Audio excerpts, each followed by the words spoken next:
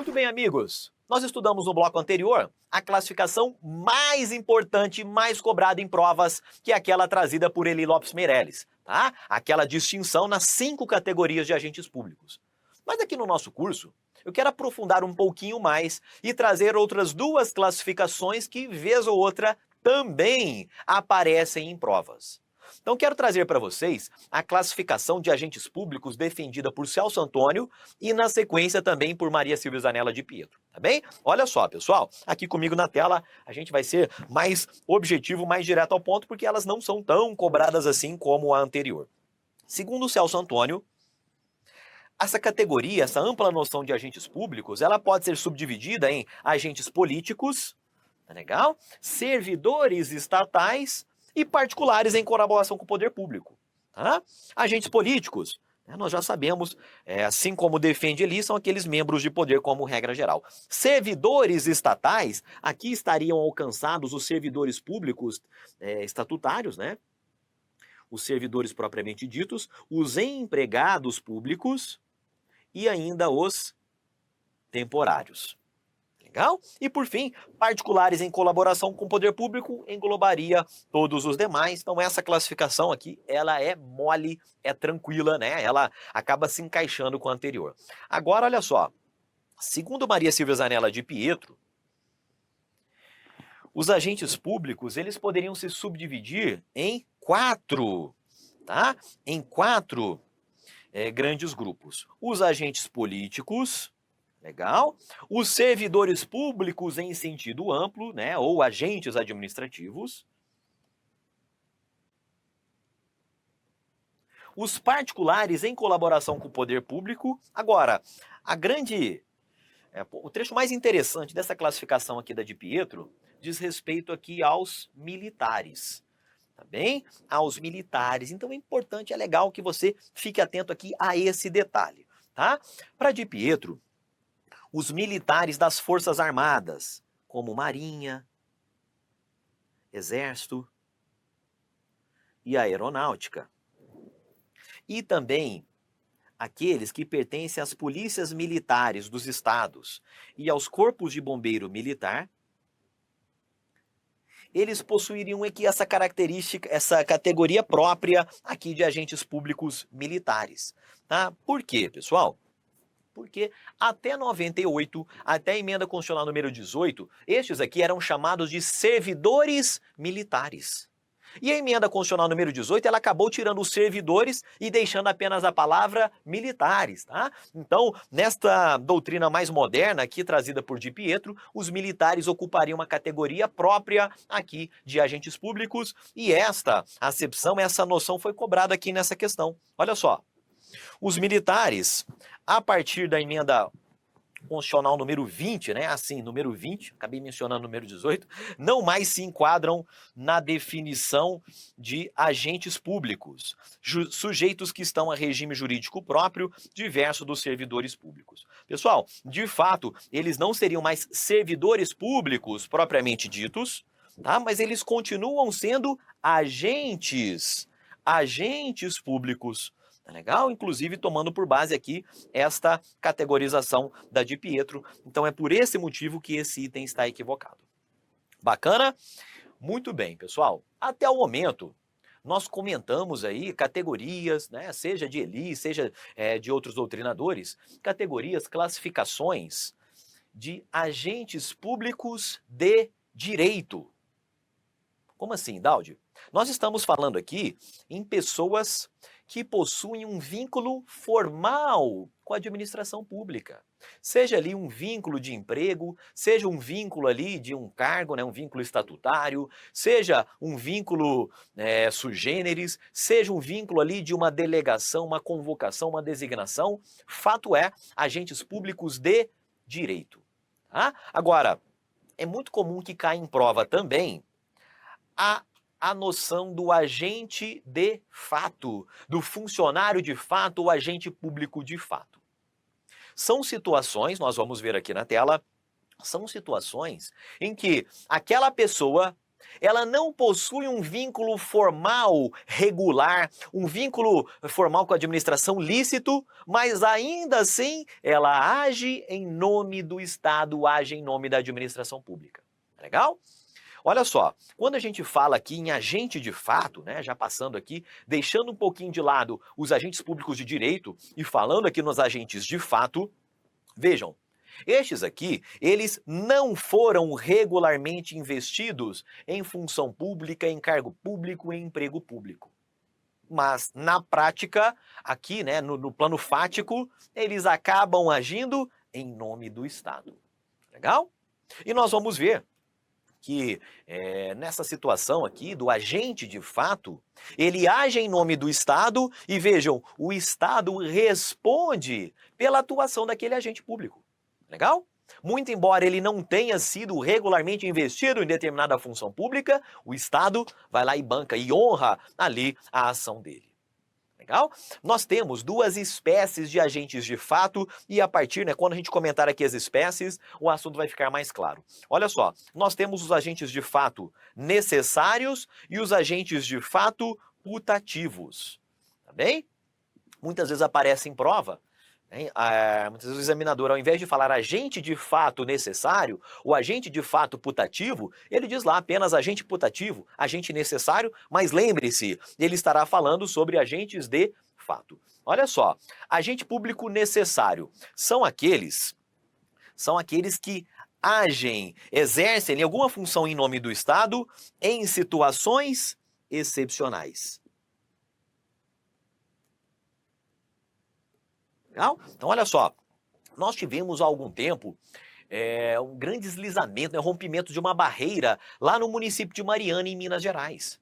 Depois nós tivemos lá rompimento da barreira lá de Brumadinho também, não foi? E o que aconteceu? Ocorreu ali um grande desastre ambiental em muitas vidas, né? Muitas pessoas estavam ali atuando no resgate, né? Na procura ali das vítimas, na assistência a todas aquelas pessoas que sofreram ali com aquele acidente ambiental. O que aconteceu, pessoal? Quem estava trabalhando ali na procura por vítimas, né? Na assistência ali a todas aquelas pessoas, eram apenas os bombeiros militares ali do estado de Minas Gerais? A resposta é não. Por quê? Diante daquela situação absolutamente excepcional, vários particulares se comoveram com tudo aquilo e foram para lá ajudar, né, a busca por vítimas. Né? Então imagine só, médicos, bombeiros civis, tá? Várias pessoas que não possuíam, nunca foram regularmente investidas numa função pública, foram para lá para justamente auxiliar nas buscas. Então, naquele momento, lá em Brumadinho, lá em Mariana, eles estavam agindo em nome do Estado? Estavam sim. Legal? Estavam sim, enquanto agentes necessários, agentes públicos necessários.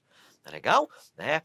Isto a gente pode trazer aqui para o nosso cotidiano em várias situações. Né? Quando um policial, por exemplo, está lá fazendo apreensão ali de determinado fugitivo, determinado suspeito, tá? Te chama, fala, olha só, me ajuda aqui, faz isso, né? Toma aquilo, segura a perna dele aqui para eu algemá-lo. Então, naquela situação, você está agindo em nome do Estado, embora nunca tenha sido formalmente investido naquela função estatal. Tá bem? Você estará agindo como agente público necessário. Legal? Outra situação diz respeito ao agente público putativo. Tá? O agente público putativo é aquele que até recebeu ali até foi investido em alguma função pública, mas a investidura foi irregular. A investidura foi irregular. Taldi, me dê aí algum exemplo que eu não estou conseguindo enxergar na prática. Imagine aqui comigo, você vai lá, presta um concurso público, né? Presta um concurso público antes de terminar a faculdade, né? Você está ali no meio da faculdade e você presta um concurso público para um cargo de nível superior, bem? Daí você arrebenta lá na prova, se deu benzaço, né? E foi nomeado, chegou lá no dia da posse, você até levou ali seus documentos, chegou lá para a pessoa e falou, olha, trouxe aqui meus documentos, eu estou no meio da faculdade ainda não concluí, então ainda não tenho o diploma de nível superior que pede aqui o cargo, né, que é requisito legal para eu poder ocupar esse cargo. E a pessoa que estava dando posse a você, ela esqueceu daquilo, enfim, naquele dia, Ela comeu mosca e ela acabou dando posse a você, uma pessoa que não possuía o diploma de nível superior, em um cargo de nível superior. Então vejam só, você foi investido ali numa função pública, foi, mas aquela sua investidura foi irregular. Então o que vai acontecer, pessoal? Imagine que você exerce ali aquele cargo, ocupa aquele cargo durante 1, 2, 3, 4, 5 anos, por exemplo, tá? É um belo dia, né? Você vai se formar, né? Imagina só, você vai se formar, pega os convites de formatura, né? Na melhor das intenções, distribui ali para seus colegas de trabalho, distribui lá para o seu chefe, para o chefe do seu chefe, que você quer todo mundo lá na festa de formatura. E aí alguém faz aquela pergunta, poxa, você está se formando só agora? Esse aqui é o seu segundo curso ou é o seu primeiro curso superior? E aí você responde, não, meu primeiro curso, né? Estou muito contente ali com aquela formatura. E aí, a partir daquele momento, deu zebra, tá? Por quê? A administração identificou que há um vício, há uma irregularidade naquela investidura. Vejam só, a partir daquele momento, tá, você, embora seja um agente público, tá, que foi investido numa função pública, o que vai acontecer? Será promovida a sua desinvestidura. Você vai ter que deixar o cargo. Você será exonerado. Tá bem? Agora, todos os atos que você praticou naqueles 5 anos, muito embora você não tivesse ali o diploma de nível superior, todos aqueles atos que você praticou, amigos, aqueles atos são considerados como sendo praticados por um agente público putativo, tá? Então, é isso que acontece aqui no agente putativo, ou seja, na cabeça dele, tá? Ele tinha ali, ele imaginava, né, naquela situação ali, talvez houvesse um componente de má fé que não se encaixe muito bem aqui. Mas imagine só que você tinha ali uma consciência de que você foi regularmente investido, né? E mais, todas aquelas pessoas que foram atingidas pelos atos que você praticou, elas imaginavam que você fosse um agente público regularmente investido. Legal? Então o que vai acontecer? Os atos praticados pelos agentes de fato, aqui a gente precisa saber 2 efeitos, 2 consequências dos atos praticados aqui por agentes de fato. A primeira delas é que eles serão considerados válidos perante terceiros de boa-fé.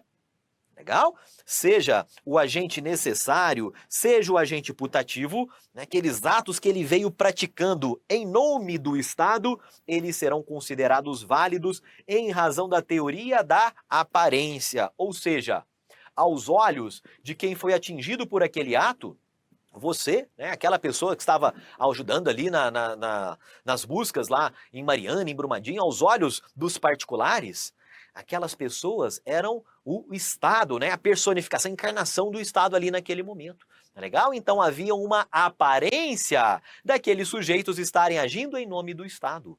Tá legal? Então, em razão principalmente da teoria da aparência, os atos praticados pelo agente de fato, funcionário de fato, serão considerados válidos perante terceiros de boa-fé.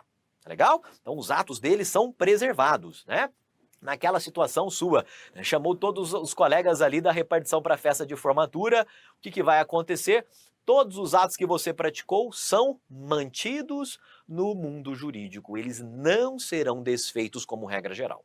Legal? E o segundo efeito, né, dos atos praticados pelo agente de fato é que o Estado responde sim por estes atos. Tá? Quando a gente estuda responsabilidade civil, a gente ressalta também esse ponto, mas mesmo não sendo agentes públicos de direito, apenas agentes de fato, o Estado banca, o Estado honra, tá? Então, se aquele agente, né, causou um dano a determinada pessoa e o Estado é chamado a responder por aquele dano, o Estado vai lá, né, banca, honra ali aquela conduta, tá legal? Muito embora ela tenha sido praticada por um agente de fato. Agora, pessoal, muita atenção para a gente não confundir tudo isso que nós comentamos sobre agente de fato com a história do usurpador de função pública. Pessoal, usurpação de função pública aqui é coisa séria, tá? A usurpação de função pública é crime, tá legal? O usurpador de função, ele é um criminoso. Mas, Daudi, né, o que é exatamente esse usurpador de função? Pessoal, tenho certeza que vocês já viram aí notícias de pessoas que fingem agir em nome do Estado, elas se passam por agentes públicos. Né? Muitas vezes a gente tem ali pessoas que vão forjar uma farda da polícia, por exemplo. Né? Elas vão lá e fazem, inclusive, colam ali os adesivos no carro, né? Fabrica até uma sirene para colocar ali, fingindo ser uma viatura. Né? Então ela vai lá, né, agindo de má fé, tá legal? Agindo ali com dolo, ela se faz passar por um policial. Nós temos pessoas que se fazem passar por tabeliães de cartório, pessoas que se fazem passar por oficiais de justiça. Né? O oficial de justiça, né, ele fabrica ali, faz ali no paintbrush, ali no Corel Draw, ele faz ali uma carteirinha de oficial de justiça, né? Ele pede ali pra tia, que é costureira, né, fabricar um colete ali para ele, fala que é para uma festa fantasia, mas não, né? Ele fabrica ali um colete, né, oficial de justiça bordado ali nas costas. E aí ele chega e vai fazer penhora, vai fazer arresto de bens. Legal? São pessoas que fingem agir em nome do Estado e o que elas querem realmente é embolsar ali uma grana. Tá legal? Então, nessa situação, o usurpador de função, ele não é um agente de fato, tá? Porque aqui é crime, aqui é coisa séria, tá legal? Os atos praticados pelo usurpador de função, pessoal, não é que eles serão válidos, não é que eles serão inválidos, nada disso. Esses atos praticados pelo usurpador de função, eles são considerados como inexistentes, tá? Imagina só, você tá lá trabalhando, né, tranquilão, um belo dia, tá estudando, né, de repente bate aí na porta da sua casa, alguém se passando por um oficial de justiça e entrega para você um mandado de intimação. Legal? Você recebe aquele mandado de intimação, né, para comparecer, né, inclusive ele já pede ali, já quer saber ali a chave do carro, enfim, ele já quer obter algum tipo de vantagem com aquilo. Tá legal? Mas, olha só, aquele ato que ele entregou para você, aquilo, pessoal, você pode rasgar e jogar no lixo, por quê?